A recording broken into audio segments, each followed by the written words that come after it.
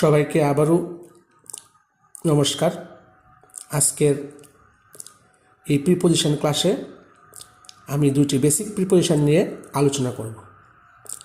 আজকের এই প্রিপোজিশনগুলি খুবই ইন্টারেস্টিং এবং খুবই কনফিউশনাল।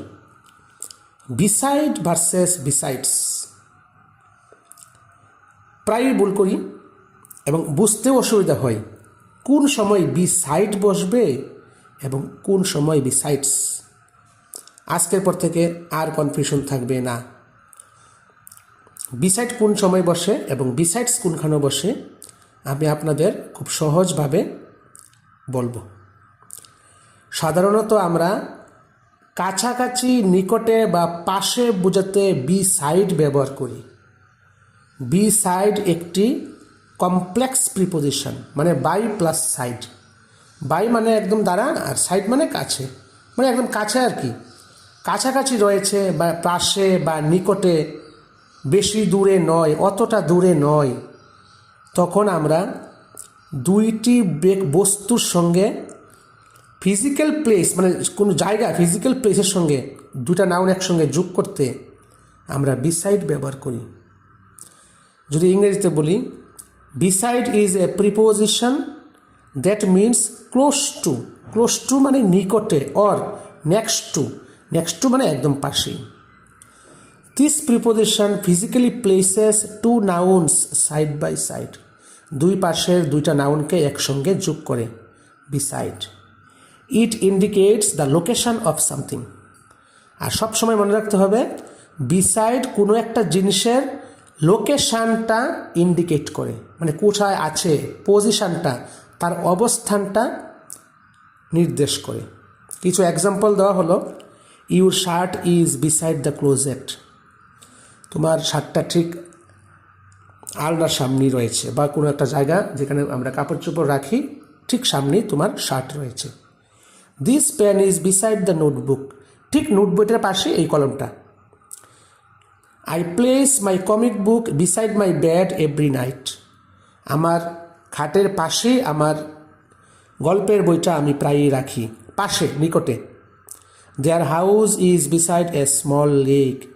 ছোটো একটা হ্রদের সামনে তাদের বাড়িটা অবস্থিত।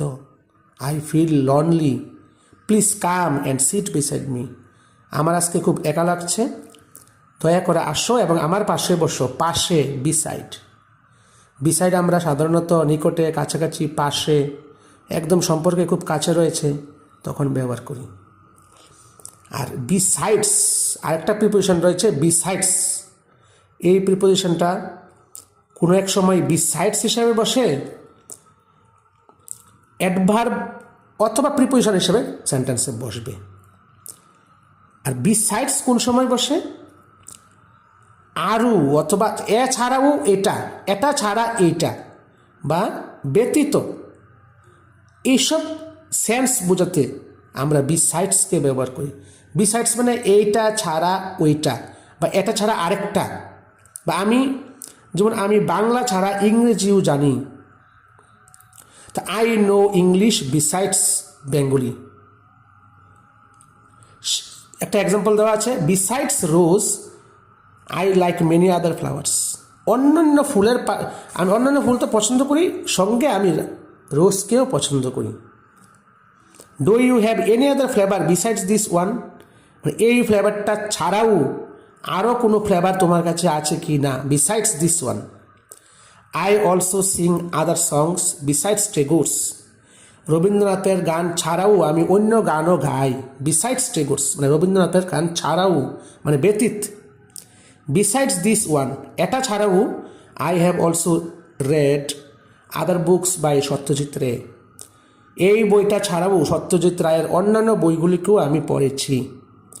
বিসাইডস মি, আমি ছাড়াও many people were present at the meeting.